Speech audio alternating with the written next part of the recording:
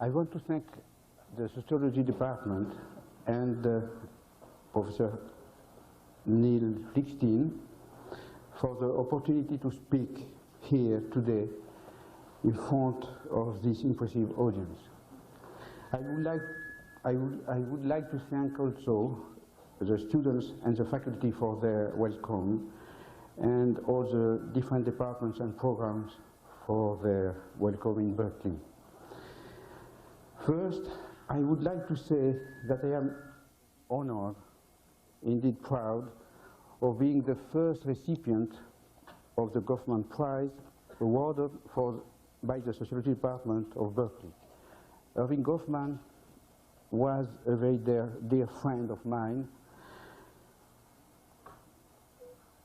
and leaving aside personal memories of the man, I would like to insist on two characteristics of a scholar which, in my view, deserve to be celebrated and imitated. First, he was a very modest person, and especially when it came to his theoretical culture.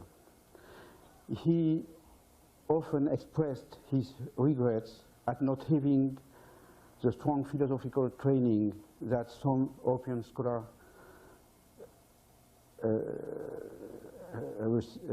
have, but in fact, as you will readily realize by scrutinizing his footnotes, and especially the substance of his analysis, Goffman had a penetrating and deft mastery of the theoretical tools he needed to formulate and to carry out his scientific project. And without playing the part of a philosopher, he made signal contributions to philosophy, in particular to the philosophy of language, of performative arts, and of the self, among many other things. Erving Goffman had another very rare intellectual quality, which is closely related to his modesty. He had a unique ability to detect and decipher the minute details, the quasi-invisible processes, the infinitesimal features of everyday life. He was the discoverer of the infinitely small in society, and he raised to the dignity of scientific objects the bits and pieces of social life that were before everyone's eyes, but had never been seen and understood in his light. By so doing, he opened up a whole new realm of inquiry for sociologists, anthropologists, linguists, educationalists, and others. One thing is particularly worthy of notice in Goffman's way of working. Instead of offering verbal answers to huge and vague questions such as what is gender, or how do gender, race, and class interact, the kind of questions so fashionable today which lend themselves to neither serious philosophy nor rigorous social sciences, but to something that falls in between and often meets the standards of neither, Goffman worked to reformulate broad, abstract issues by means of a precise analysis of the most concrete and apparently trivial details of social phenomena he observed.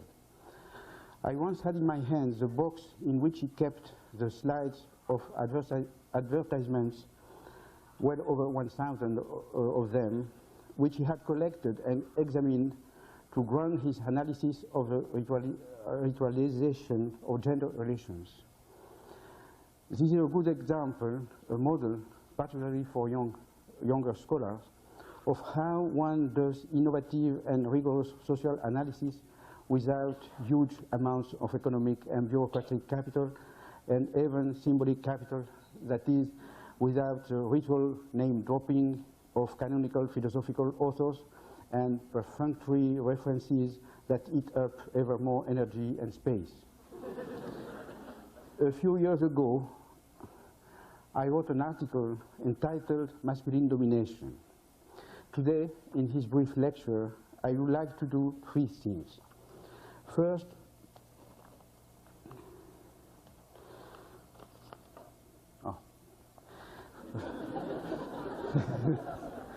First, I want to explicate the methodological intentions which inspired me to tackle this issue in the manner I did, that is by resorting to what on first look appears like a geographic analysis of one particular case of masculine domination, but is, in my view, a quasi-experimentation about the fundamental structures of gender.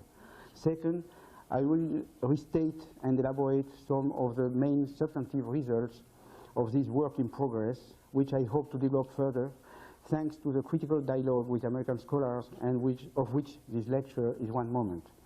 Third and lastly, I want to suggest some analytical and political implications of such an analysis of masculine domination premised on a materialist theory of the economy of symbolic goods. For reasons of time, I will address these points in a schematic and somewhat didactic manner, without entering into the details of the analysis and without attempting to cover all aspects of the problem. This is a kind of problem, like most real theoretical problems, that is best analyzed in a seminar workshop with very concrete empirical materials, not in formal lecture like today. I want to make sure that I get the main point across, and I want mostly to start off the discussion. When we attempt to think masculine domination, we stand in danger of resorting to or submitting to modes of thinking that are themselves products of millennia of masculine domination. Whether we like it or not, the analyst, man or woman, is part and parcel of the object she tries to grasp. He or she has internalized, in the form of unconscious schemata of perception and appreciation, the historical social structures of masculine rule. Consequently, our first imperative must be to find a practical strategy that enables us to effect the methodological objectivation of the subject of scientific objectivation, a device for uncovering the structures of the archaic unconscious we owe to our ontogenesis and phylogenesis as gendered beings, and which leads us to partake of the phenomenon we seek to climb. This is one variant of the modern form of the critical intention exemplified by Kant, namely to explore the categories of understanding. In a more materialist vein, initiated by Durkheim, it involves describing the historical genesis and social fabrication of our body, of the symbolic forms through which we construct the world, but which, being issued out of this world, are all more often than not in agreement with the word, so that we tend to take this word for granted and collude to its perpetuation. 30 years ago, it was necessary to show, as I did in my book Reproduction in Education, Society and Culture, it was necessary to show that the school is a conservative force in order to try to make it the liberating force that it can be under definite social conditions. Today, it seems to me that it is necessary to take the risk of appearing to justify the existing state of gender relationships by showing that women, as they have been constituted and gendered being, as they have been constituted as gendered beings by the social world, can contribute to their own domination. This, not for the pleasure of disenchanting or appearing more clever than everyone else, but to increase the possibility of effecting the symbolic revolution, which is the condition of a true transformation of gender relations. The question I was faced with then was the following: how to transform such an exercise in transcendental reflection into an empirical question, an anthropological experiment in the sense of the German Erfahrung, that can be controlled, repeated, replicated by opposition to an experience, in the sense of Erlebnis, of the masculine and the feminine, which by definition can be neither falsified nor replicated. To escape this infernal circle wherein we unconsciously take as instrument of analysis of masculine domination the unconscious masculine categories produced by this domination, I decided to start from the anthropological analysis of the particular historical case, as I did in my study of Homo academicus, in which I used an in-depth study of the French university system in the 60s to try and uncover the invariance of the modern academic mind and universe. This case is the world of the Kabyles of Algeria, among whom I did field work in the 50s and 60s to describe the objective structure of the social universe of the Kabyles.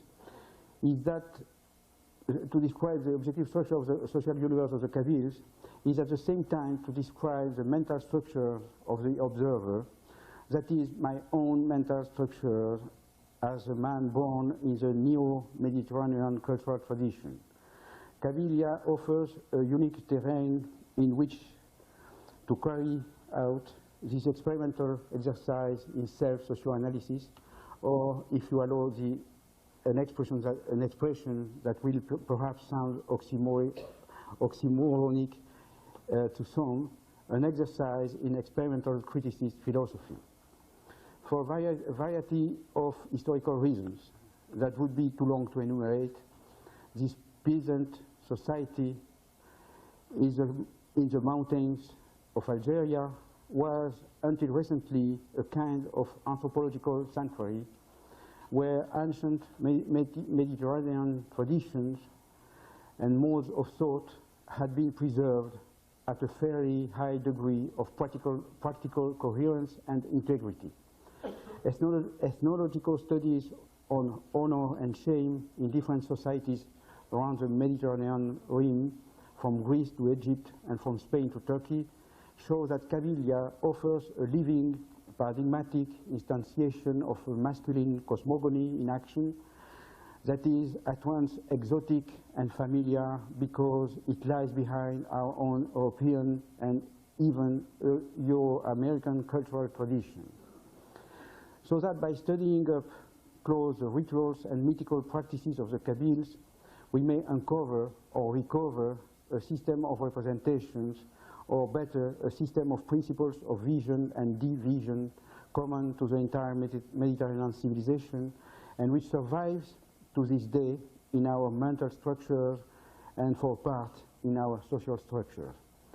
The phallo-narcissistic cosmology to which the Kabyle give public and collective display haunts our unconscious, including our scholastic unconscious and the unconscious of the science of the unconscious, that is psychoanalysis, as even a cursory analysis of the writing of Freud or Lacan really reveals. Thus, to use ethnological description as an instrument of rupture, just as Goffman went to his 1,000 slides of gender advertisement, I went back to the ethnographic data I had collected in Kabylia, but which I had only partially analyzed in this regard. I treated the Kabyle case as a sort of aggrandized picture through which we can more easily construct an historical model, but a general model of the fundamental structure of the masculine vision and division of the world. I sought to use this model to explicate how the phallo-narcissistic disposition that we can see clearly in the case of the Kabyle have been deposited, inscribed within the bodies of the men and women of contemporary Western societies, but in distorted, partial, mutilated forms at the cost of gaps, discrepancies, substitutions, and inconsistencies.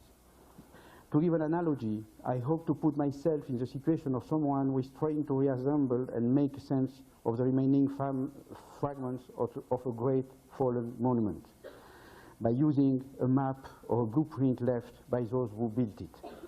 In this respect, the experiment worked insofar as it later allowed me to recover from Virginia Woolf to the lighthouse analysis of the masculine gaze that I could not have detected had I not reread it through eyes informed by the Kabyle vision. There was another secondary but nevertheless important use of this ethnological detour to submit the innumerable contending theories of gender to the acid of the Kabyle test, if I may put it thus, so as to discern those that are scholastic artifacts of what Barbara Christian calls the race for theory, from those that bring to light genuinely new aspects of social historical reality. At the risk of seeming arrogant, I will confess that I also hoped that through this methodological device and following the logic of a historical founded model, I would be able to propose a systematic account of gender domination that would integrate the best of the existing works on these topics, works which I read, for most of them, only ex post, after having conducted my own inquiry, for fear that it would be diverted in directions stipulated by the masculine unconscious of which all of which partake. Now I would like to mention briefly a few of the main substantive results of the detailed anthropological analysis of the Kabyle case. First, what we can see most clearly in the case of social universe where sexuality, in the sense we give to this term, has not been constituted as such and autonomized from other realms. I think that is an important property that we discover about our world, the fact that in pre-capitalist societies, undifferentiated societies, what we call sexuality, and which is mostly visible in the limiting cases of eroticism or pornography. Sexuality as such is not constituted as such, is not made autonomous. It remains involved into all the logic of practices. It's involved into agrarian practices, into cosmology, into all the aspects of the world. And one of the errors, in my view, of most of the analysis of sexuality and of gender domination come from the fact that we forget the degree to which gender relationships, and especially sexual relationships, remain involved in a full set of logical and sociological relationships. So I come back to this point.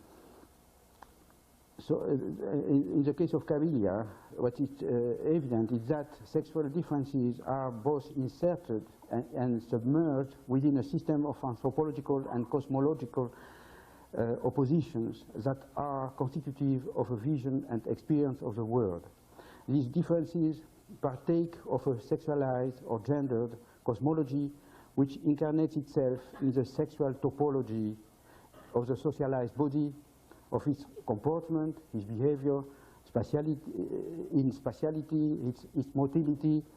For instance, I could develop at length all the implicit properties which are involved in the opposition between high and low, and especially within the movement from low to high, which is by definition masculine, being related to erection, to domination, to dominate the position in sexual act, and so on and so on. So that is an example of this profound involvement of any opposition to the full system of opposition. While any particular sexual difference is arbitrary when taken in isolation, much like a phoneme, the opposition masculine-feminine is endowed with objective and subjective necessity by the fact that it is entangled in, supported of, and supported by an inexhaustible and inextricable system of homologous oppositions that reinforce one another between high and low, above and below, before and behind, left and right, straight and crooked, in both the physical and the moral sense. And that's another property of this system, that you go without break, without discontinuity from the physical to the moral sense of all these oppositions. Dry and wet, hard and soft, tasty and insipid, bright and dark, inside and outside, etc.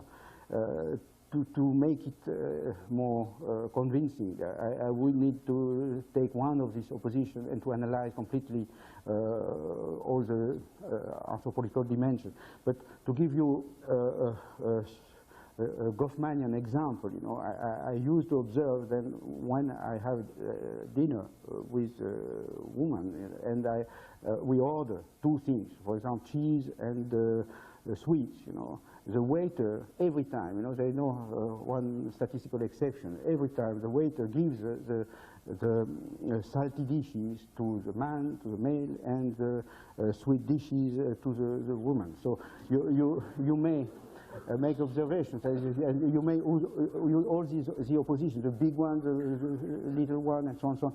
So it could be an experimental sociology, you know. So. So when the fact that the oppositions are inserted, included in a system of opposition is very important, because as in a linguistic system, in a language, you know, in langue, in sense of saussure, every phoneme, all this, which is by itself arbitrary, take his necessity from his belonging to a system. Everybody knows that. But when you refer to a practical system of oppositions, you know, it's very impressive to see how the insertion within a system exerts an effect, what I could call an effect of necessitation. It makes necessary through, you have an effect of necessitation through systematicity. And this effect of necessitation through systematicity is redoubled, reinforced by a second effect, what I could call natural confirmation. So I begin by the example. When I was a child in my village,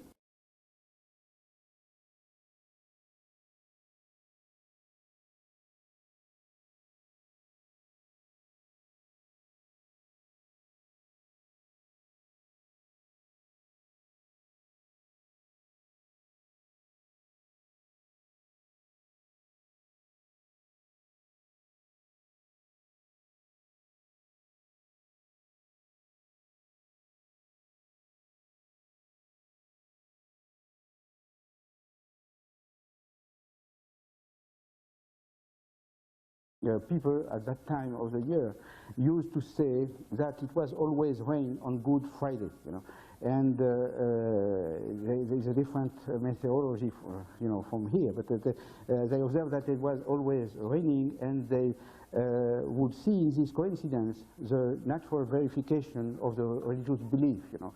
It rains and so on. So this effect of natural pseudo-natural verification is very, very important to explain the strength of the beliefs, and what is important is that the opposition between male and masculine and feminine things, this opposition corresponds geographical oppositions, biological cycles, agrarian or cosmic cycles, and so on. And in this manner, the hierarchical binary opposition between male and female appears founded in the nature of things, because it is echoed virtually everywhere. And so I think this effect is very important to understand how strongly this opposition is inserted in social reality. And we have the equivalent in our societies.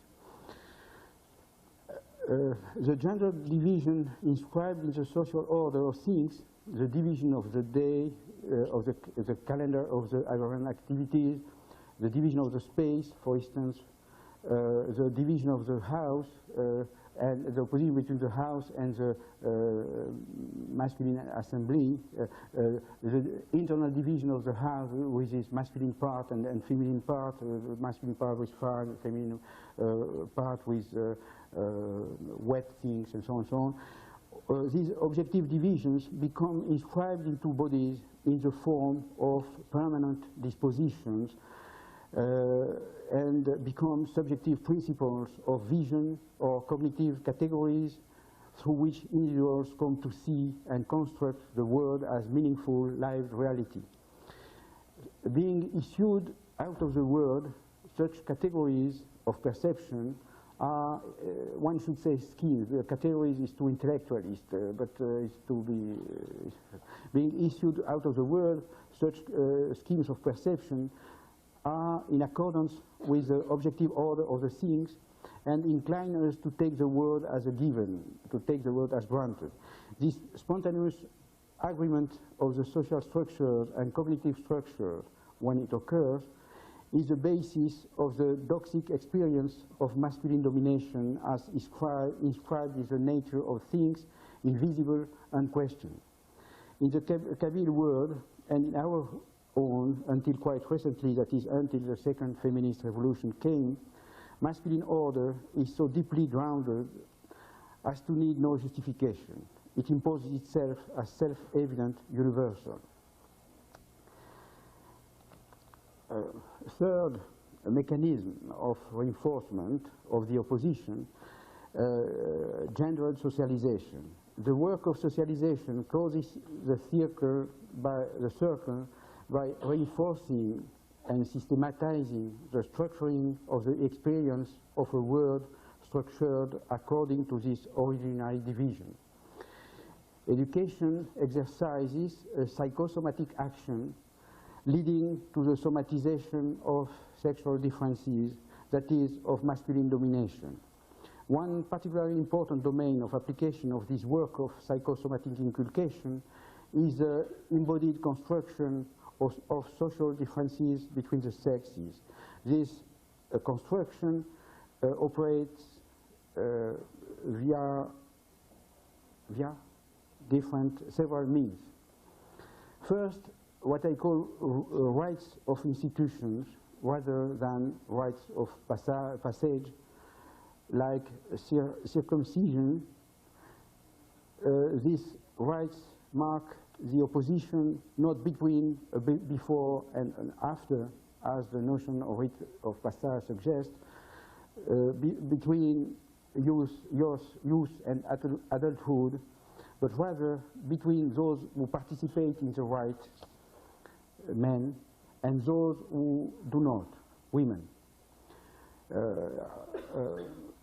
In our society, one could show that sports play a similar, very, very similar role of institutionalization of gender divisions. Second process of construction, the construction of the social body, of the biological body.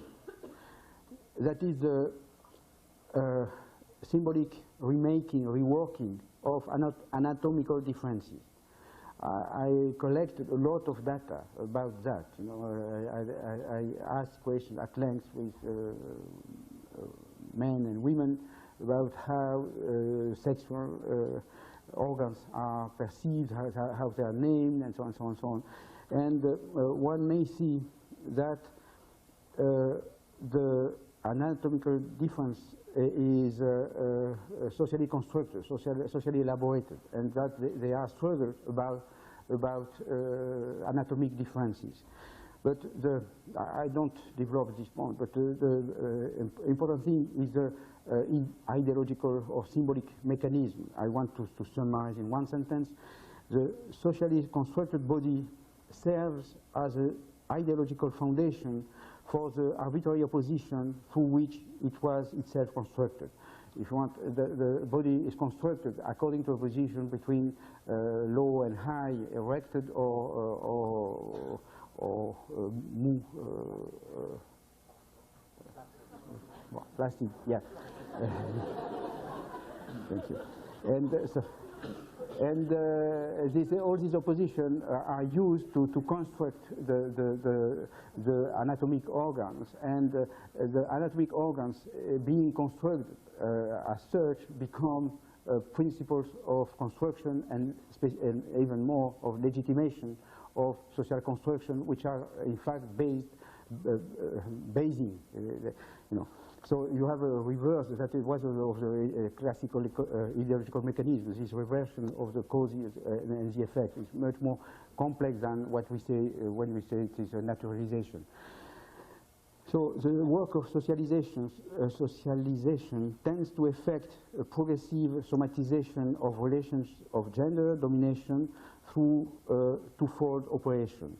First, by means of the social construction of the vision of biological organs, which itself serves as the foundation of all mythical visions of the world. Second, through the inculcation of a bodily axis, a bodily demeanor, a bodily manner of doing, which constitutes a true embodied politics. So, masculine sociodicy, I use this word sociodicy, I coined it using theodicy, sociodicy, a justification of society. It's better than ideology, which is a very dangerous word in my view. Masculine sociodicy thus owes its exceptional efficacy to the fact that it cumulates and condensates two operations. First, it legitimates a relation of domination by inscribing it in a biological nature that is itself a naturalized social construction. It legitimates a relation of domination by inscribing it in a biological, which is itself a biologized, difficult, biologized social construction. Yeah. When one likes to play with words, it's terrible in a foreign language. So, in fact, I tend to describe this system of opposition as completely obscure for people who are kept in it. You know. In fact, the arbitrary character of the division is never completely obscured. And as I could observe by questioning, especially women, you know, myself or by proxy through friends who conduct surveys I could not do myself as a male, you know. So there are symbolic struggles over the representations of the organs, you know, and there's a feminine folklore, which is a kind of inversion of the masculine phallo-narcissistic vision, you know. But in fact, as an inversion, it's dominated by the value it tends to subvert, you know, and one of the principles of this ideological strategy is the fact of saying to the males they are not what they pretend to be, you know. And third process, the operation of social construction takes as a main object maybe the sexual act as such. So I recorded different, the Kabyles don't create myths, you know, they have very few myths. I have found two, and both were related to masculine-feminine division. One was about sowing when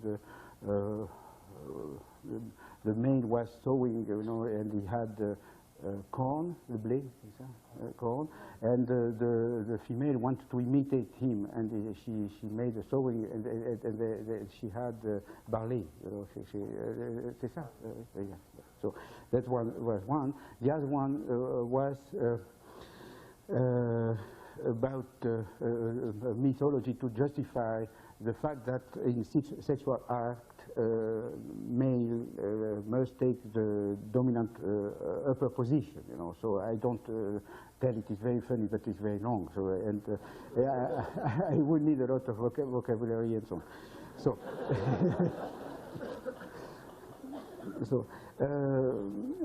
So the sexual act is constructed, you know, through myths, through riddles, through a lot of discourses. Sexual act is constructed in such a way that the man must be above and on top, and the woman underneath. The sexual act is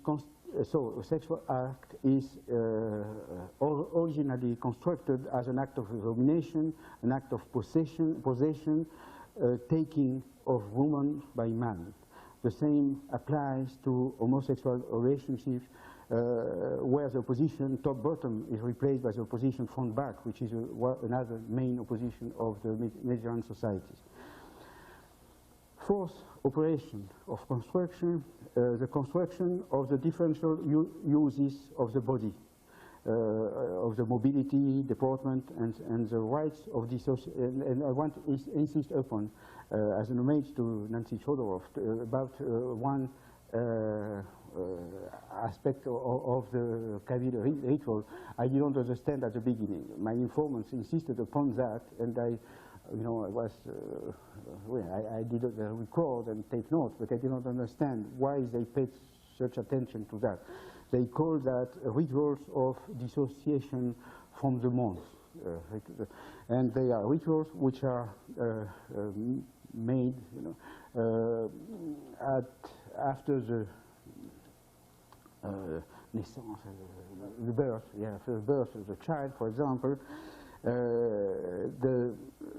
There are different rituals to separate a boy from his mother, many of which involve the use of cutting objects. The mother lays on the right side, and the boy is on his right side, and in between you put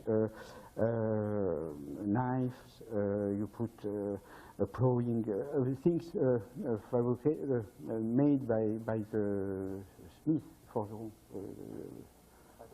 by blacksmith, yes, and using fire, So the knives, what are the things? So, and afterwards, the baby boy is deposited to the mother's right, the masculine side, where typically lie masculine objects such as large knife, a plow, and a stone from the fireplace, and so on. Another example of these rituals of separation is the first cut of the hair of the baby boy, which is surrounded of a lot of ceremonies.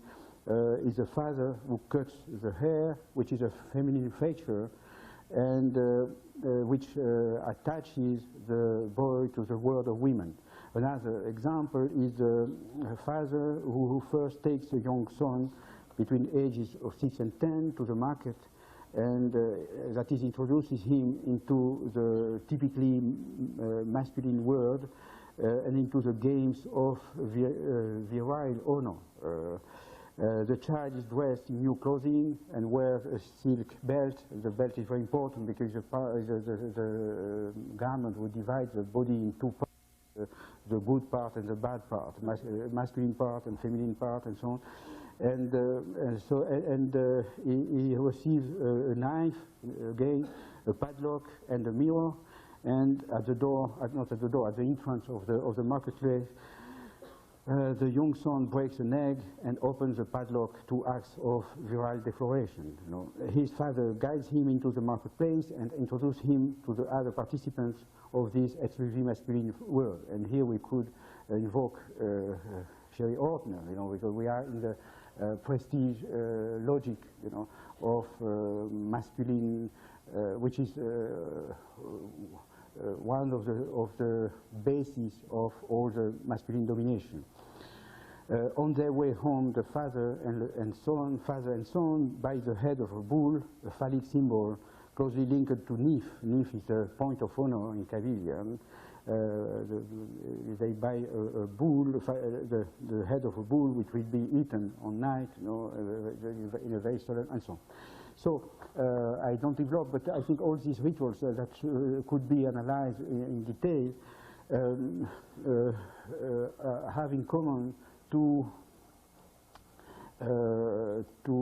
create a symbolic break, socially organized break between the masculine world and the feminine world, between the boy and his mother. And I think from this confrontation of the analysis that was proposed, starting from psychoanalytical theory, you know, and the kind of observations I propose, starting from an anthropological position, one could have a nice discussion, but concrete and not wordy, about relationship between psychoanalysis and anthropology, or more precisely between socialization and an analysis of the process according to which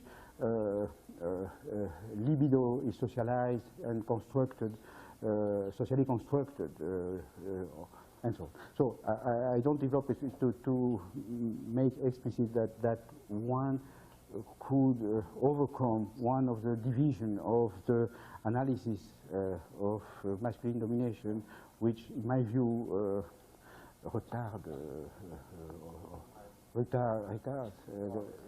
yes, the research. You know. Another important thing in this, these observations is the fact that to proceed continuously without any break from virility to honor, you know. So manliness is at the same time virility in biological sense, you know, in the most evidently biological sense, especially in women's talk, you know, it's clear, you know. And at the same time, manliness, what Kabyles call sakbailis. Sakbailis means like Kability, the fact of being Kabyle, you know. The fact of being Kabyle is the honor, you know. Virility is a biological competence, power, if you want. And at the same time, symbolic competence, symbolic power. And manliness, even now, you know, when you look at the historical studies about the boarding schools in England, you know, in 19th century, you know, manliness, and so. I don't know.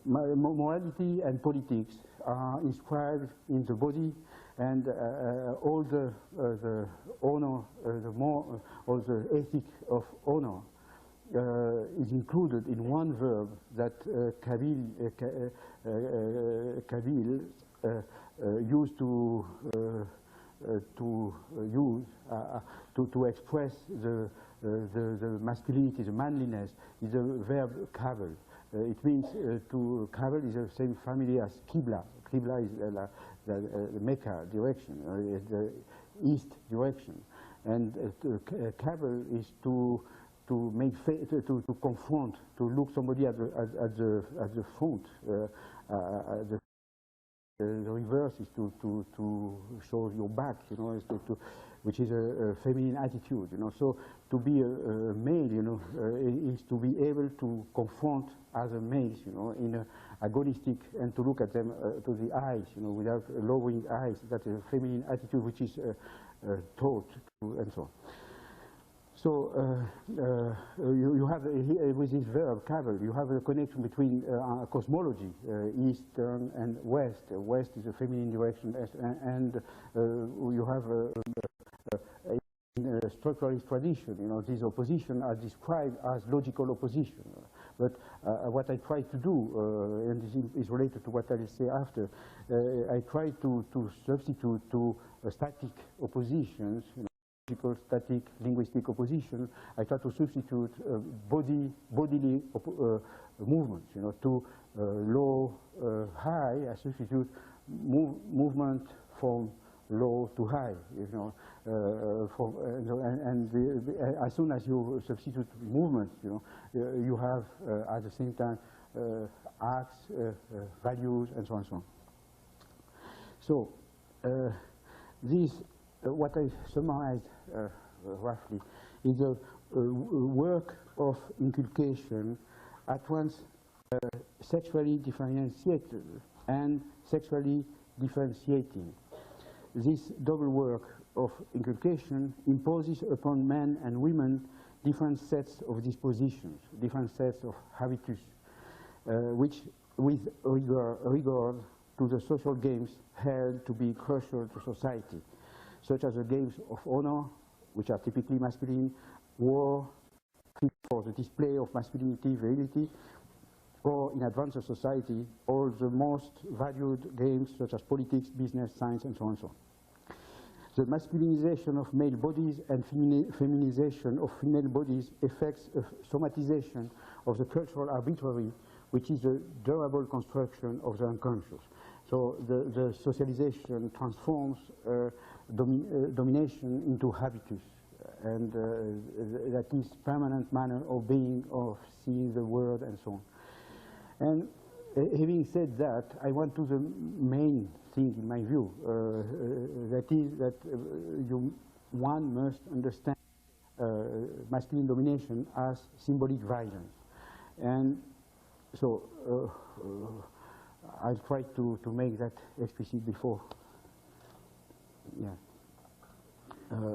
Whenever the dominated, that is here women, but it's true to of any category of dominated person, whenever the dominated apply to objects of the natural and social world, and in particular to the relation of domination in which they are ensnared, as well as to the persons to which this relation realizes itself, men, but also other women.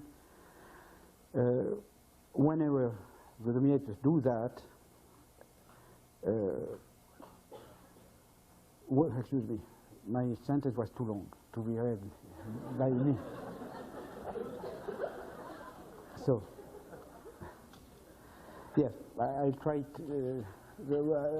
Whenever somebody who is in a dominated position uses to perceive the relation of domination of the persons exerting domination, principle of perception, which is a product of the internalization of the relation of domination, he sees this relation as evident, as trivial, as normal. And that happens in many, many situations. For example, I can give immediately an example. One of the main obstacles when you conduct surveys about culture, at least in France, is the fact that as soon as you ask a question about cultural competence, people without cultural competence manifest cultural shame. They hide. They don't know. They may rougir. They may blush. They have a lot of emotions. And in fact, the most of the effects of symbolic violence are emotions or passions or love among them. They are these acts of cognition, because when you are to be in the symbolic domain means to be in the cognitive, in a place in which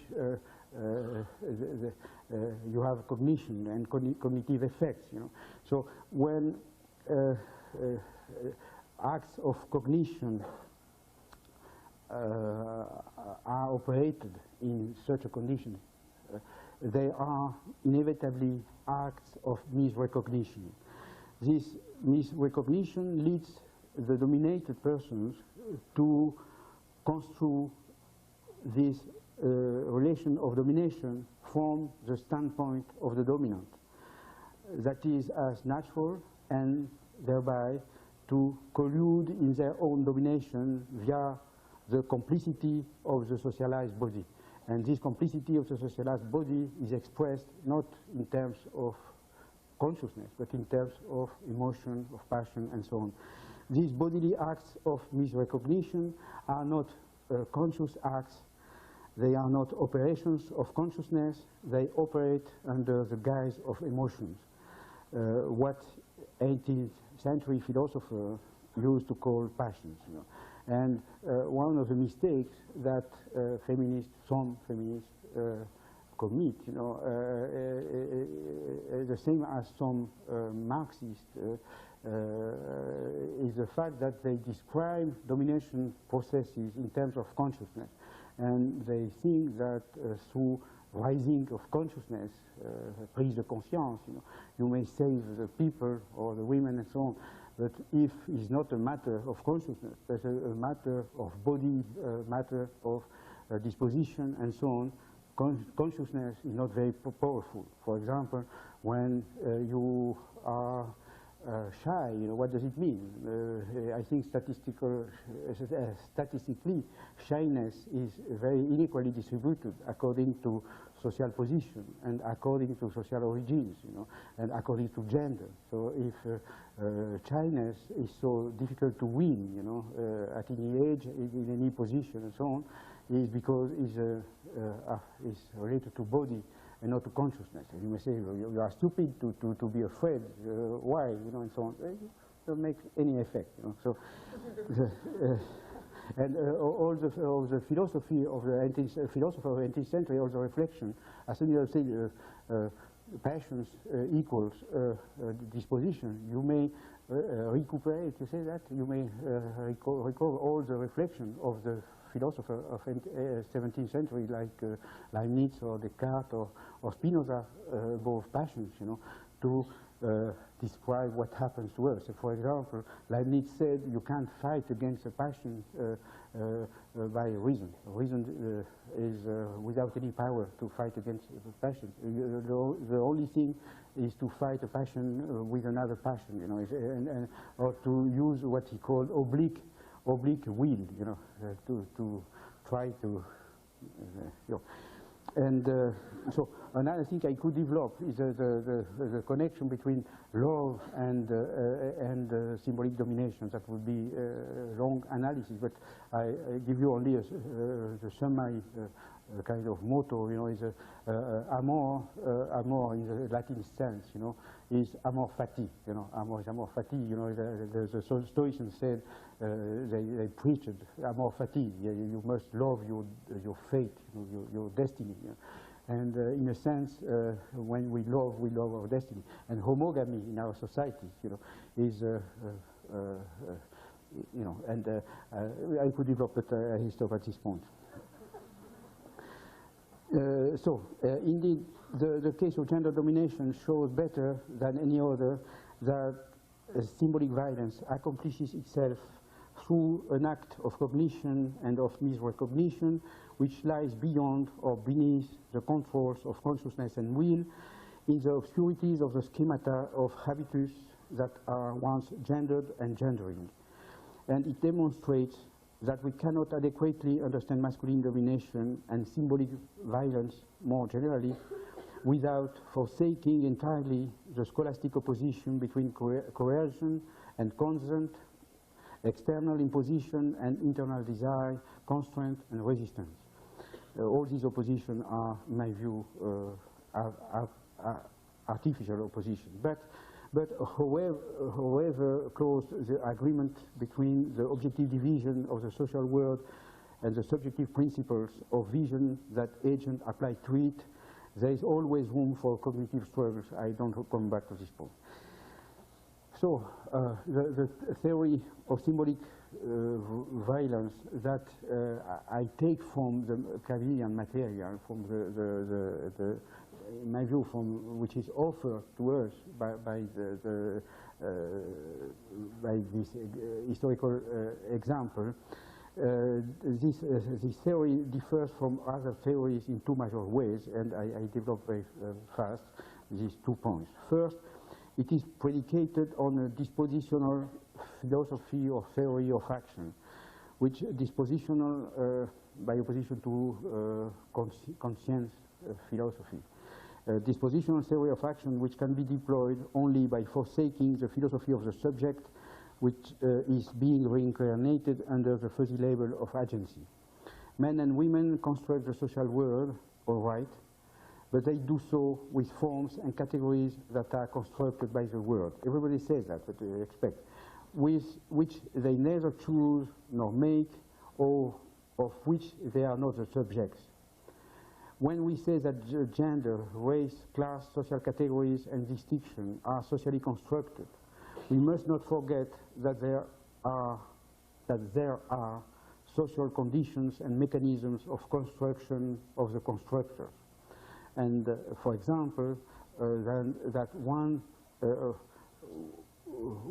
of the most important constructor of the constructors is the state in modern societies, the state which via legitimate identities, official identities of gender, race, ethnicity, nationality, contribute to the construction or the instruments of construction we apply to reality.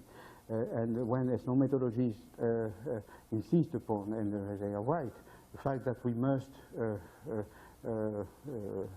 understand that we construct social reality, they forget that the constructors are constructed.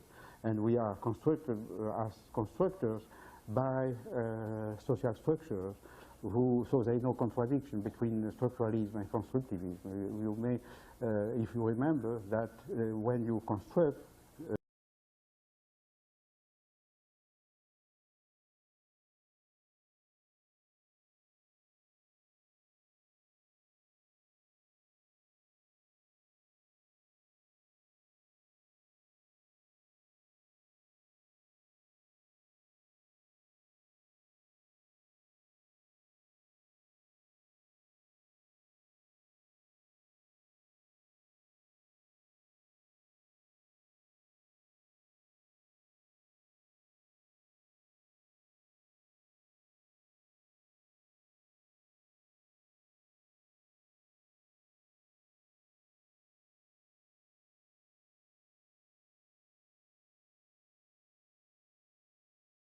categories, using opposition, high and low, and so on.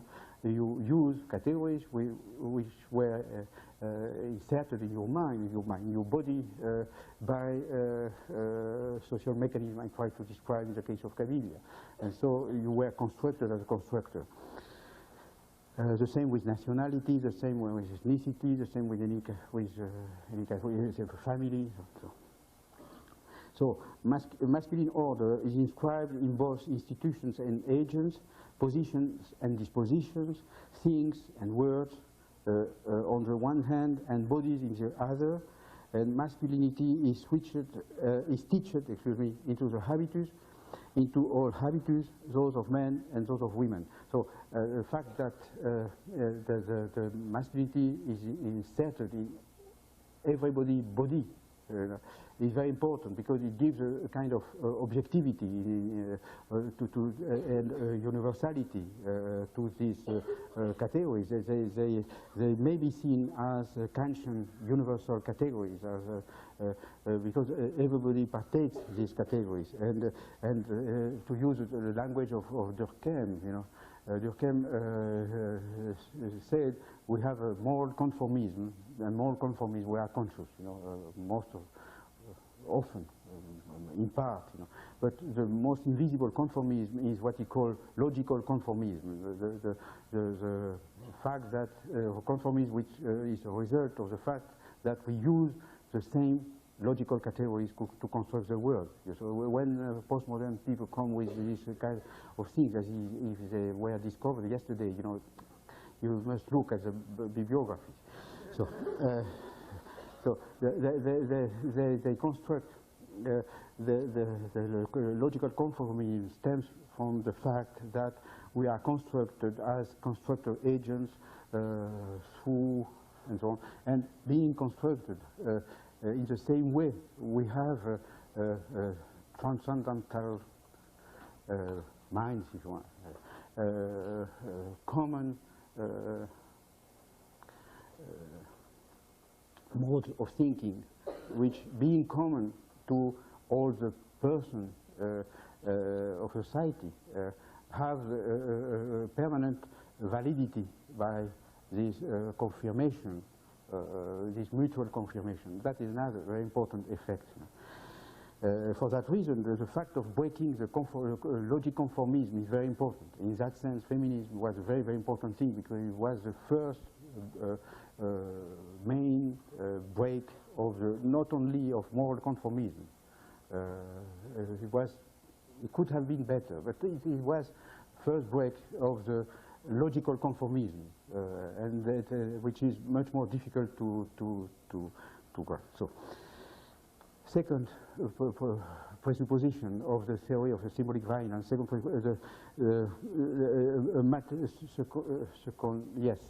basis, if you want, a materialist analysis of the symbolic order. Most theories of gender proceed either from a materialist analysis of the material order or from the symbolic analysis of symbolic.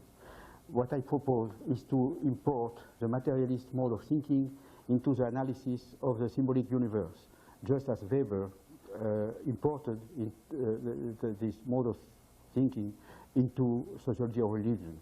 The study of masculine domination highlights the severe shortcomings of materialist theories of domination.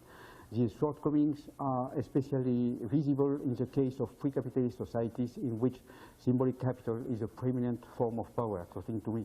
Anthropologists such as Sherry Ortner have shown that one cannot understand sexual practices and meanings without taking into account the fact that masculine action is always oriented toward prestige.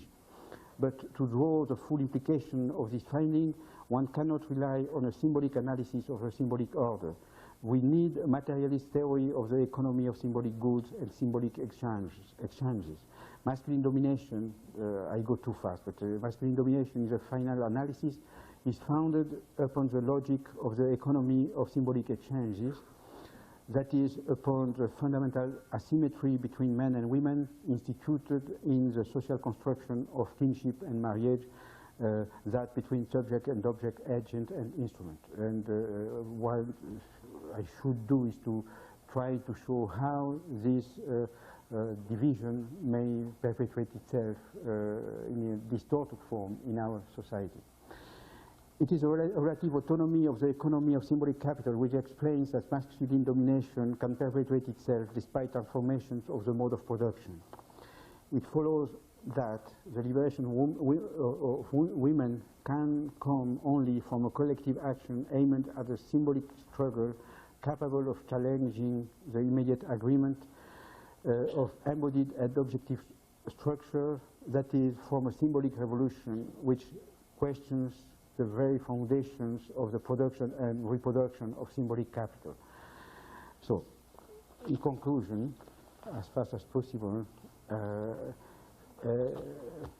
it is not, as you may suppose, it is not possible in such a brief talk to say everything and to say it in the right order, especially on such a thorny and contentious topic. But I would like to close by suggesting three functions that this analysis of the Kabyle case can play when we transfer and apply it to the understanding of contemporary society. First, this model can serve as a detector to locate and gather the infinitesimal traces and the scattered but ubiquitous fragments of the androcentric world view. It allows us to better understand the systematic character of masculine domination. I think masculine domination operates as a system. That maybe is one of the main things I would insist upon. It allows us to better understand the systematic character of masculine domination and how it comes to constitute male heterosexual rule as a natural given. Second, the analysis of the Kabyle case as a realized ideal type provides a benchmark from measuring change and challenge on each of the dimensions of masculine domination I have briefly discussed. Third, the notion of symbolic violence enables us to anticipate under what conditions a genuine gender revolution might become possible. It would have to be a symbolic revolution that involves not only an overturning of the order of things, of material structures, but also a mental revolution, the transformation of the categories of perception that lead us to collude with the perpetuation of the social order. To conclude, I would not like to appear to partake of the race for theory that I deplored earlier. But our topic is a very serious one with immense intellectual and political consequences. In my view, we stand at a historical crossroad today, as critical reason is in jeopardy both outside the university and also inside.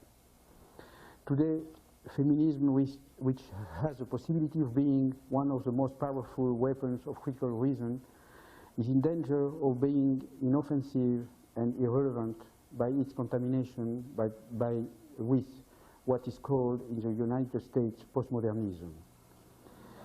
Now, it is not the anthropologist of Kabylia, but the sociologist of the university and of French university and of the foreign trade in ideas who will speak. Remember that theories, like all symbolic goods, owe many of their key properties to their social conditions of production and circulation. The academic world, within which this vague and woolly academic discourses that passes itself as postmodernism, has its hierarchies, this system has its hierarchies, its forms of hegemony and imperialism. Feminism must liberate itself from the domination of the most masculine of all canonical disciplines, philosophy, and secondarily of philosophically inspired literary theory. This is especially necessary when most of what feminism borrows from postmodern philosophy was itself borrowed, but surreptitiously, from the social sciences. I could give you examples. I take only one. To denaturalize is to defatalize. That is repeated. This idea is as old as the world, or at least as old as Marxism. That reality is socially constructed or discursively constructed is a fundamental proposition of classical social science common to Marx, Weber, Durkheim, anybody else, not a recent discovery and a monopoly of so-called postmodernism. Instead of relying on deconstruction, feminism should deconstruct deconstruction. It would then discover that the latter has transported into feminism the illusion of the omnipotence of thought, which is constitutive of the typically masculine unconscious of philosophy. This illusion, in turn, is fueling the illusion typical of what I call campus radicalism, that one changes the world by changing words, that the subversion of terms, categories, discourses, suffices to subvert objective structures of domination. And I will close with a remembrance of a conversation I had with Irving Goffman in front of the Maison des Sciences de l'Homme, how appropriated, shortly before his death. He spoke about the need to wage a collective battle against the social abuses of social sciences. Today, we need to wage this struggle also against the forces that work to re-establish the hegemony of bad philosophy over the social sciences at a time when, more than ever before, we need the tools of critical reason to counter the rationalization of domination. Thank you.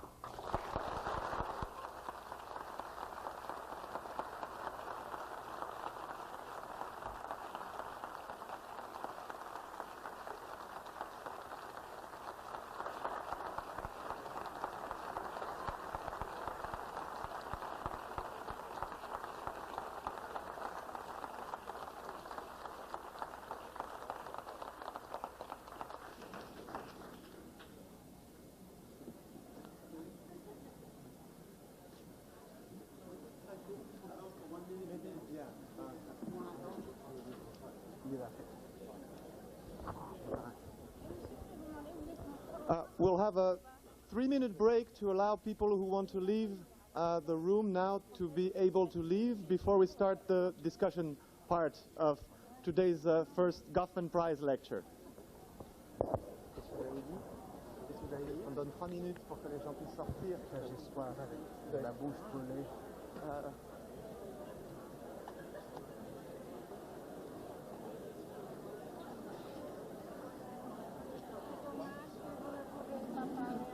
Oui, c'est dur, c'est dur. J'ai fait ce que j'ai pu. C'est vrai? Ah oui. T'avais pas vu, t'as une personne qui a poussé, mais pas une mouche volée parce que c'est pour m'aider quand même. C'est dur. On est dans un lycée français. Oui. Sur San Francisco, là, je suis une table dans l'année terminale et en ES, on fait justement tout notre programme et tout, on est en train de faire. J'ai un programme très chargé, mais on va voir avec Loïc. Ah ouais. On va voir. J'ai juste un nouveau ouvrage, la distinction, j'ai vraiment bien aimé. C'est pas ça que vous écrivez les manières de taper.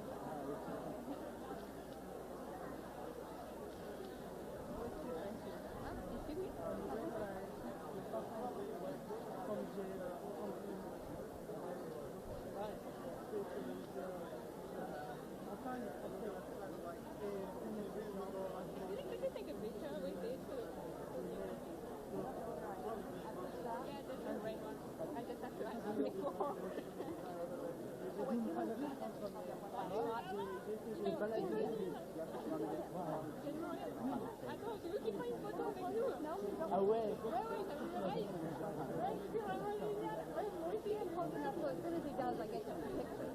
Like now.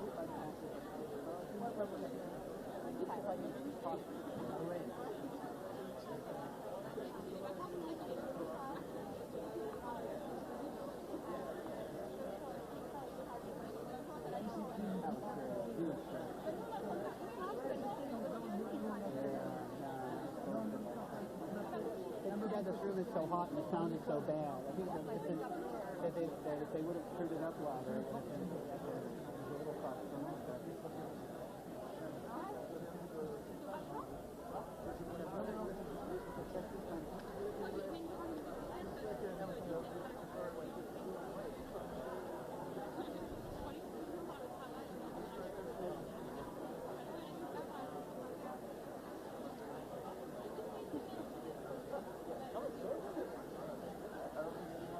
I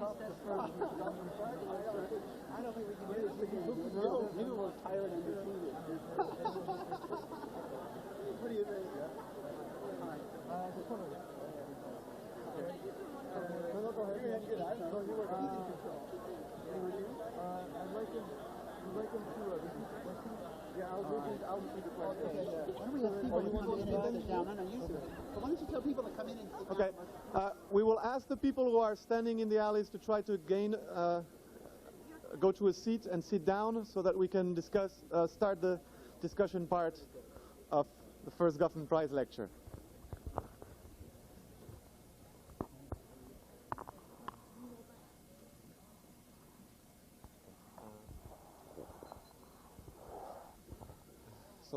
So the floor is open for questions. If you can try to shout your question, and I'll try to repeat it. So try to make your questions brief and intelligible.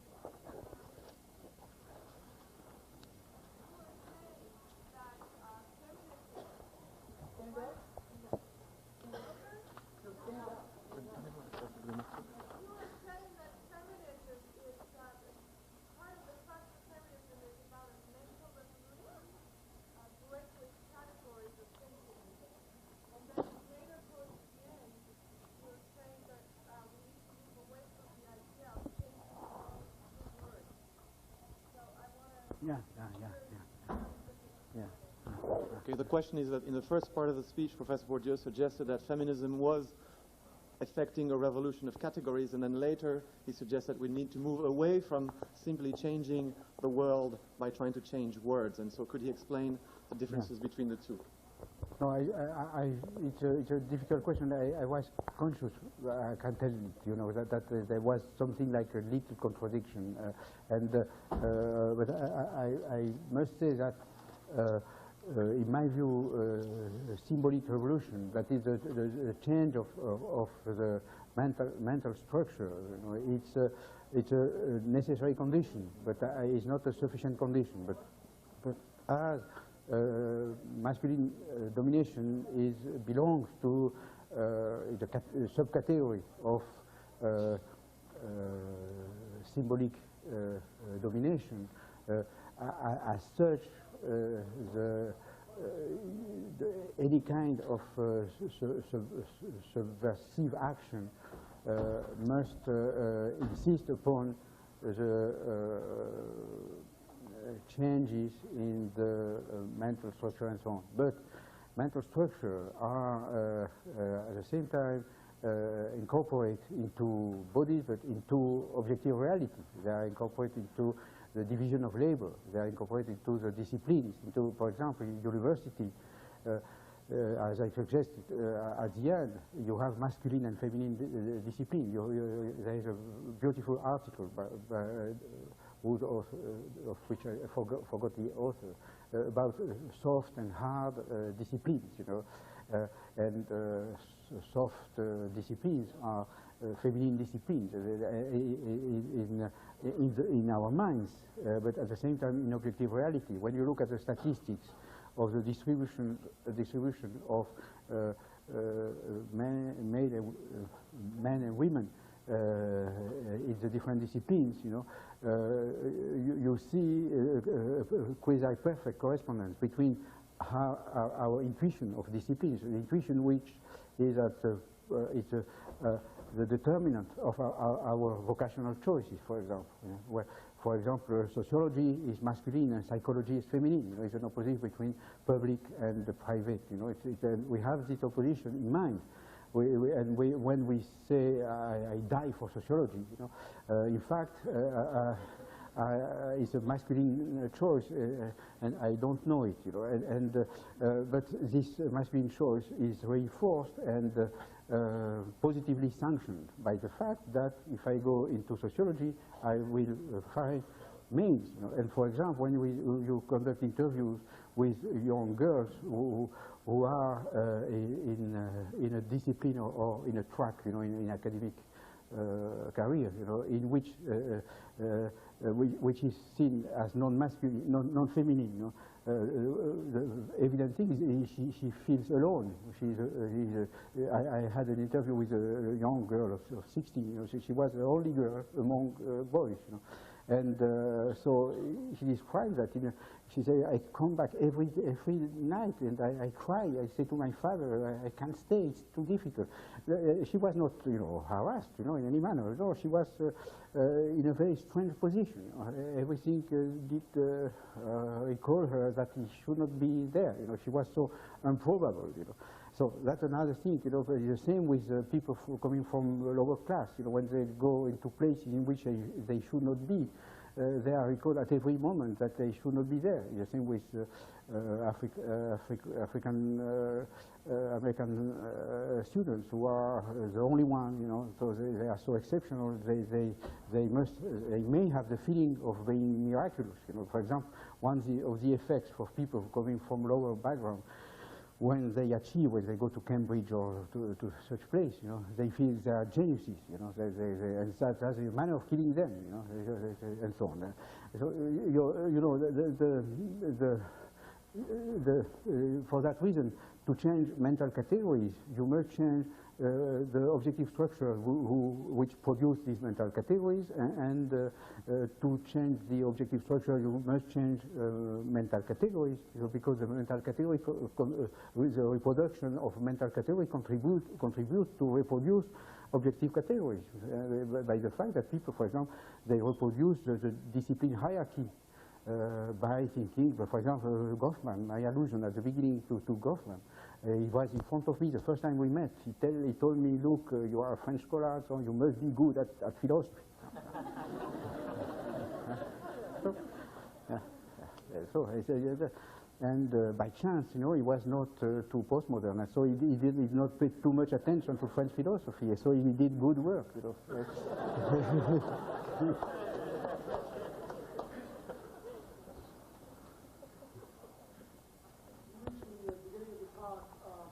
About the illusion of misrecognition of the doxa, that sexuality is autonomous. Yeah.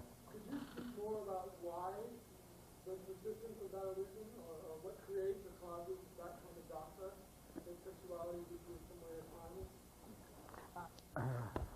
The question is, when Professor Bourdieu mentioned the notion of doxa, he's talked about sexuality being autonomized in our own societies and not being autonomized in the pre-capitalist society that he analyzed. And so could he talk about this process of autonomization of sexuality? Yes, I think it's something I discovered, very recently. So I'm not very, very clear about that. I think intuitively, I think it's very, very important. It's something I did not see clearly, but I have in mind the fact that I think it's the same in a peasant European society till recently. Sexuality is developed, in cultivated circles, with the eroticism as a limit. Sexuality as such, sexuality for sexuality's sake, as art for art's sake. Erotism, in a sense, is sexuality for sexuality. Is it correct? Sake, yes. This kind of art pour l'art, of sex, which is which interests so much the postmoderns. This art pour l'art, is related to economic and social conditions, very, very special, which are not allowed, which are not present in pre-capitalist societies, or even in most of the social milieux, till now, in the working class, in peasant, so on. It does not exist as such, and so sexuality becomes something autonomous, and then by itself, but to have that, you need to have magazines, sexual consultants, I don't know, counselors, therapists, psychoanalysts, and so on, so on, so on. And the vocabulary and the language, specific language, in a sense, a Kabyle woman speaks all the time about sexuality, and she never speaks. Everything is sexual, and nothing is sexual. You look at, for example, I was asking questions to a man, and his wife was behind the curtain, a little, and when I asked a certain question, he was laughing at me, because so there were double meanings, and there were meanings, sexual meanings, So, but these meanings are not constructed. They are you can speak about that in front of children. When you make a ritual, they refer to sexuality. Yeah, sexuality in our sense, but it's not sexuality, because it's not. When you have wall paintings, all the symbols are sex. If you want, the lamps, the lamps, are symbolical. The oil is feminine, and so not masculine, and so everything it may be described as sexual, but at the same time is not separated from the symbolic environment, and in such a way that it's. Yeah, so it's not the word verb constituted. It means that it's not constituted as such. Max Weber says you have the economy becomes economy in our society when economy is seen as en tant que, we say in French, as, sexuality as sexuality. That is something new, is something historical, in my view. And for that reason, we are at pains to understand societies in which these things are, and we tend to, and I think, so it would be too long, and I am not able to say that with nuance, so I prefer to stop. In the studies of violence, symbolic violence, I always feel that the space of physical violence seems to fall out, especially in the area of, let's say, the masculine domination, police brutality, domestic violence. How do we incorporate that? Because earlier thinking, Merleau-Ponty, Sartre, Ben-Hameen have talked about violence, especially in regards to the Holocaust and other events. How do we incorporate physical violence into especially the symbolic violence? Yeah,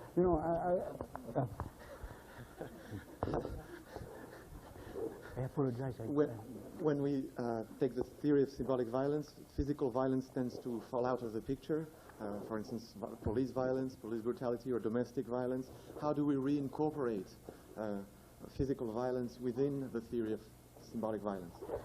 Yes, I think that's a very common problem. As soon as you develop, theory making visible the symbolic aspect of actions, you twist the stick, in the opposite direction. Symbolic physical violence, it's in a sense evident, for the person who is submitted to it, and even for the person who operates it. So, and symbolic violence has the property of being, in a sense, invisible. There is a violence is a very douce violence, very soft violence that you are submitted to without knowing it, or in a sense loving it. And for example, cultural domination, is a terrible symbolic violence, because the people who are self-taught persons, who are deprived of culture, are the special victims of symbolic violence exerted through cultural imposition. So when you say be cautious, symbolic violence is very important. Yes, you are in danger of being seen as forgetting physical violence, but I don't forget it, and I think that is very important in terms of philosophy of history. I don't like philosophy of history, but because it's very dangerous. But there are some, in my view, some tendencies, historical tendencies. People like that, especially here, modernization, rationalization, these processes, so vague that nobody may put any sense upon it. So I think there is one tendency, is a tendency to substitute symbolic violence to physical violence, in modern societies. In a sense, for example, Norbert Elias, I admire a lot, he fell into this, with this, his theory of the civilization process and so on. I think that, in a sense, the Elias philosophy of history is that physical violence diminishes. When he describes the sport appearance and so on, you have the substitution to soft violence. But as he forgets the symbolic violence, he does not see that in modern states, for example, the many things which were many impositions which were exerted through physical violence, through police, through army, and so on, may be exerted through symbolic violence. And for that reason, many revolutions, many revolts become symbolic revolutions. And feminist is one. But some post-colonial revolts are symbolic revolutions against imperialism, what I call universal imperialism. I will give you an example of the best example, of symbolic imposition is what I call the imperialism of the universal. You say democracy, everybody must be democratic, as here. That is wonderful. And that, it's terrible. You are perfect. You offer the best thing that humanity may offer, but you impose it in such a way that the only manner of revolting is to be seen as irrational, anti-democratic, fundamentalist, and so on, so on, so on, you know. So it's very difficult to revolt against, and French tradition was the typical imperialism of universal. French Revolution was seen as a model for any kind of revolution. If you haven't a French Revolution, you haven't a revolution. So yes, you know, Marxists of any country, in Japan, everywhere, they ask, why did we not have a French Revolution? You know, and that it was an historical question. There were piles of books, you know, about that topic. You know, so that's a problem. What rationality is something we accept as universal, and when you say I colonize you in name of raison, you know, you are in bad shape. You know, it's difficult. So you are necessarily irrational. You are, you know, nationalistic. You are, you know, terrible. You know, so.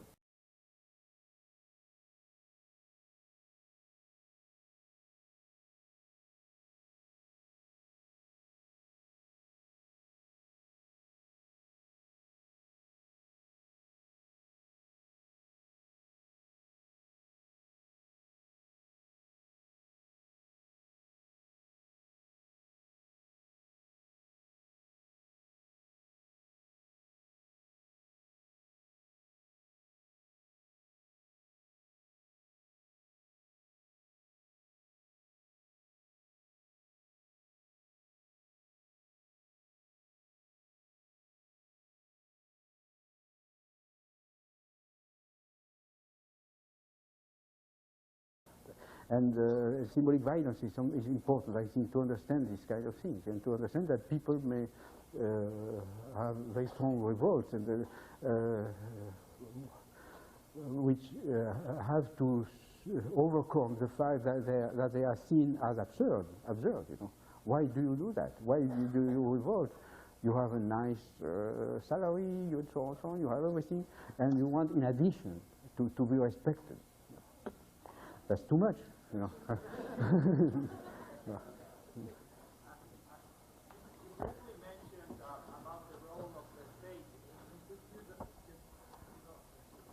Yes.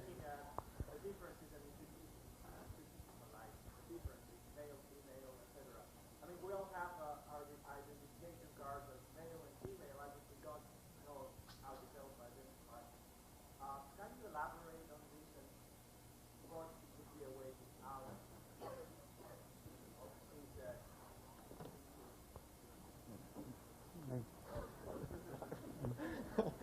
That's the hard task here. I think Professor Bourdieu spoke about the role of the state and how it is involved in the reproduction of the opposition between male and female. And then if you could elaborate on that point. No, that would be a long. So shortly, you know the Weberian definition of state. You know, the monopoly of symbolic of violence. You know, so I tend to say, to understand the role of the state, you must say, is a manner of answer your question. The state has a monopoly of physical violence, you know, and that was that Max Weber had in mind. Monopoly of physical violence, the police, army, and so on, so on. And Elias proceeds from Weber. Elias is a development of Weber, in many respects. You know.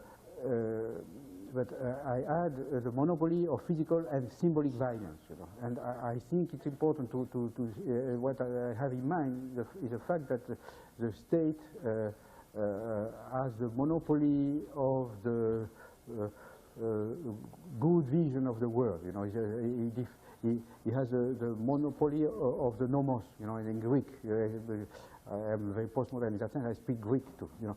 So nomos comes from the verb nemo in Greek, and nemo means to partake, to divide, to cut into pieces, and so on, and to distribute. That is very important. Is to distribute, and to distribute equally, you know.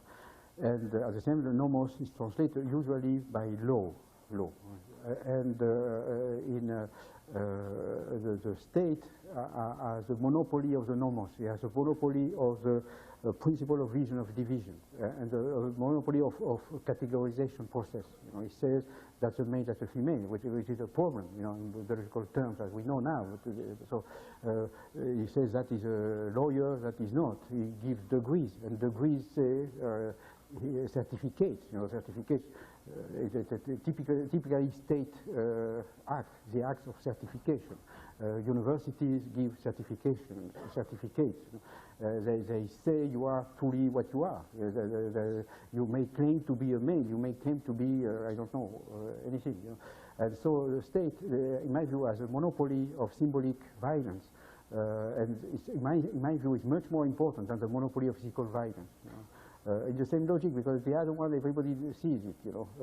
The monopoly of symbolic violence is not seen, and in fact, it's much more important. It means that we have the state in mind, you know. We have state categories, and I wrote a paper about state in which I quote very nice diatribe, you know, of Thomas Bernhardt, you know, about state. He says, no, we are, as children, we were submitted to the state. At school, we were under the state. We have a state in mind, and so on. He developed that in 2 pages, a wonderful text. You know. And he exaggerates, you know, as a writer, but it's true. He's right. You know, it's true. He says. So one of the problems to be a sociologist, you know, is to know that we have state minds. You know, and we study state with state minds. So everything seems evident. The most important things, and one of the problems for sociologists is to objectify our minds. You know, the same I tried to do with our masculine minds. We have state minds, and so that was my point.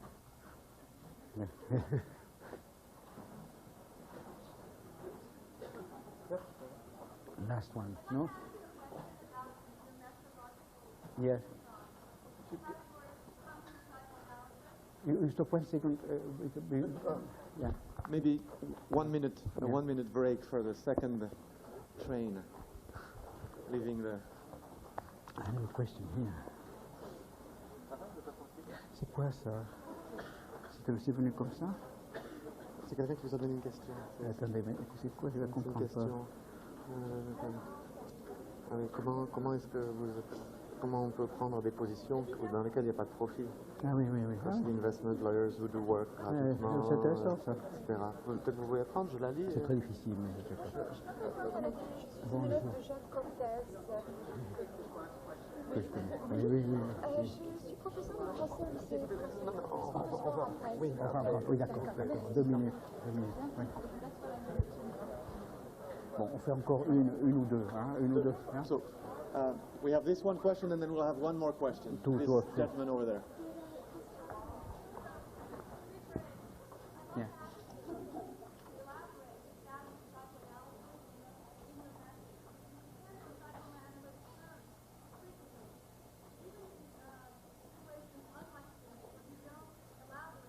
Yeah.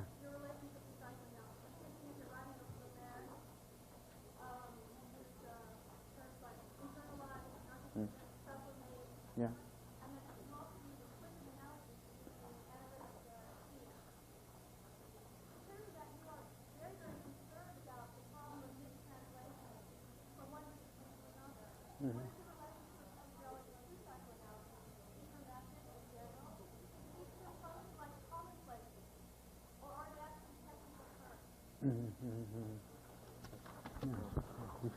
This is a question about the role of psychoanalysis in the Professor Bourdieu's theory of symbolic violence. What role does psychoanalysis play in it? There is a borrowing of terms such as narcissism, sublimate, and so on. There's also explicit analogies made with psychoanalytic processes. And so are these simply borrowings of commonplaces from psychoanalysis, or do these concepts and notions play an analytical role? It's difficult. I think I try to give to these terms and to these models an analytic and control role, but I am afraid that from time to time I fall down into naive and common uses, you know, because it's very, very, very difficult. And so I confess, it's not the most mastered aspect of my work, my thought, of what you want. You know. It's something which is very important for me, especially now. You know, I had recently a discussion with a psychoanalytical sociologist called Jacques Maître. He's studying, I haven't the reference, but you could find the beginning of a systematic elaboration of this problem in the discussion I had with him. I haven't the reference, but I could send it to you if you give me your address. And we had a discussion about, he's studying the problems which are at the limit of sociology and psychoanalysis. He studies mystical, feminine mystical persons, you know, of 19th century, like Sainte Thérèse de Lisieux, or other person less, more unknown, you know. And the problem is in a case in which the problem of articulating what is usually studied through psychoanalysis and what is ordinarily studied through sociology, the problem is immediately present, you know, and we may discuss it concretely instead of confronting the methods and so on and so on. And for example, one of the contributions, one of the results of this discussion was to make visible that these persons, you know, who can be described as having pulsions, you know, and who could be analyzed in psychoanalytical terms. These persons are submitted to social reworking of their pulsions, you know, according to the necessities, the constraints of the what they could call the religious field of the time in which they were. And I use the same kind of model when I study Heidegger. I have my feeling is that there are libidinal persons, you know, that can be studied with tools of psychoanalysis, you know, speaking of Oedipus complex or anything else. And as sociologists, we may elaborate an analysis of the reworking by society, but more specifically by fields like philosophical field or religious field, and so on, the re-elaboration of these pulsions, you know, how they are expressed, how they negotiate. You know, it's a anthropocentric vision, but you know it's easier to express how the person have to negotiate their expression. You know, for example, many vocational choices, you know, may be described, in my view, as transactions, as negotiation between persons and offerings. You know, field, you know, in a field, and a position in a field may be seen as an objective expectation, which gives to somebody the possibility of expressing in socially acceptable terms persons which in another field or in another position in the field, in this field, could not be expressed. You know, and I don't know if you understand what I mean.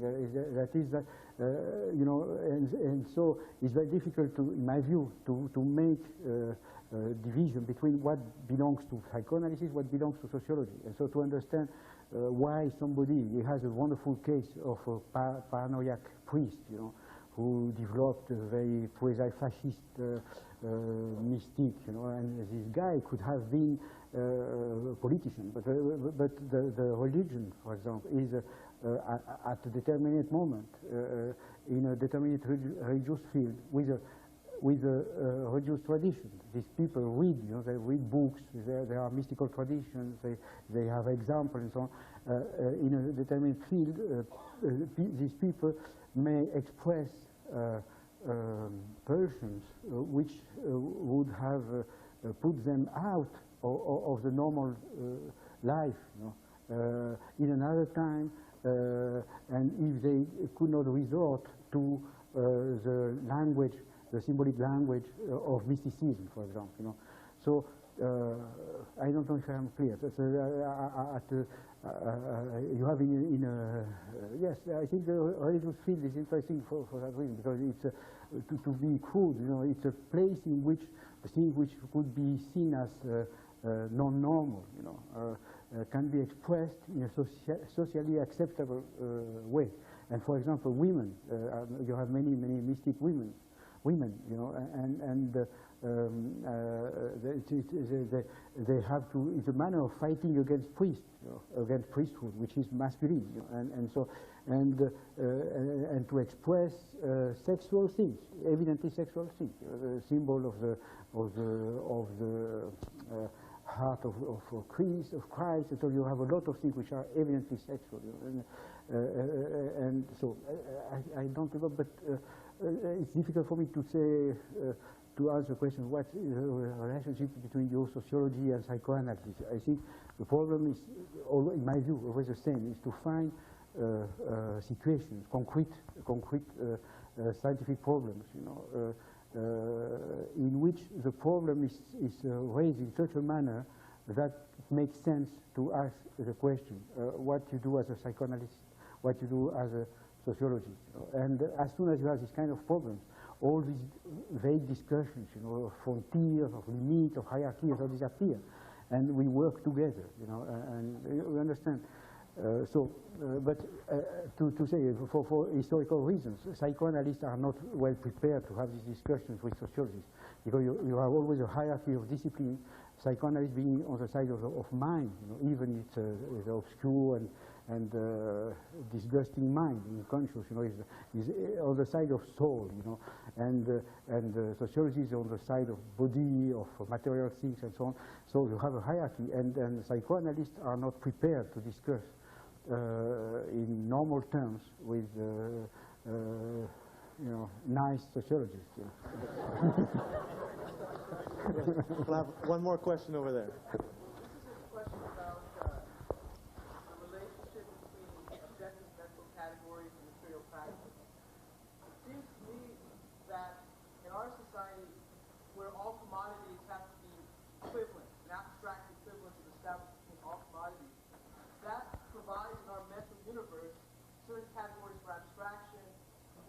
Annihilate any sort of difference.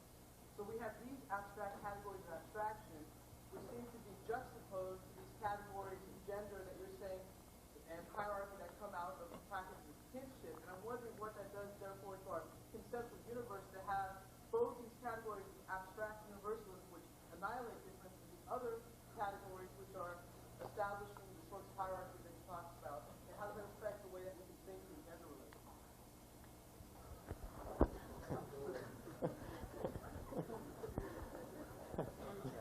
The Goffman trial.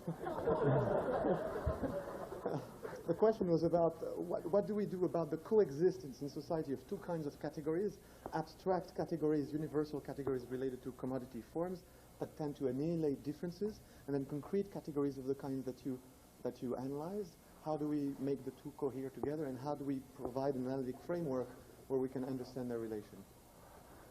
Difficult for me. I think one should discuss about precise things. You know, these abstract categories you refer to, I don't see well. You know, what you have in mind is when commodity form. So, yeah, I'm not able to answer that seriously. You know, so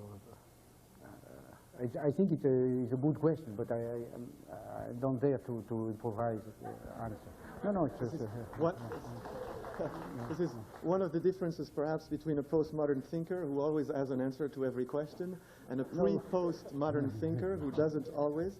And on this note, I would like to thank and to congratulate Professor Bourdieu for having delivered the first Goffman lecture.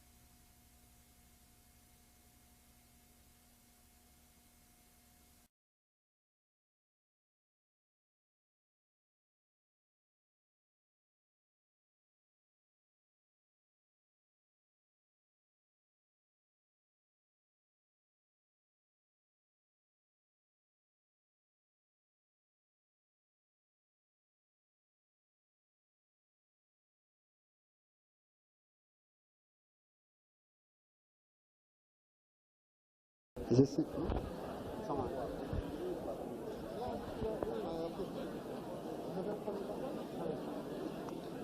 Okay, I thought I saw a price. I'll sit right here. Okay. You know, for the questions, I'll help people. Okay. I think we're about to begin. Thank you. I'm Neil Flickstein, Chair of the Sociology Department, and I'd like to thank all of you for coming today. This is the first Goffman lecture, and for those of you who don't know, Erving Goffman was one of the great sociologists of the post-war era. He was a member of the Department of Sociology at the University of California for many years. It is fitting that the first recipient of the Goffman Award is perhaps the greatest living sociologist in the world. I'm more than pleased to have Professor Pierre Bourdieu here today, and I consider it an honor to be able to introduce him as the first Goffman Award winner. Professor Bourdieu currently holds the chair in sociology at the Collège de France. He is also director of the Center for European Sociology. Professor Bourdieu is the author of some 30 books and nearly 400 articles that have been translated into 24 languages. He has made important contributions to many disciplines, including sociology, anthropology, history, literature, political science, linguistics, and philosophy. His best-known books include Outline of a Theory of Practice, Distinction, Homo Academicus, and The Logic of Practice. Pierre Bourdieu is also one of Europe's most influential public intellectuals. His writings on education, media, racism, and immigration, and more recently on issues of inequality and social justice, have shaped debates in France and neighboring countries. But you did not come here today to hear me speak of Pierre Bourdieu's past work and reputation. You came here today to hear Professor Bourdieu. I am pleased to welcome Professor Bourdieu, and I look forward to the first Goffman lecture entitled Masculine Domination Revisited.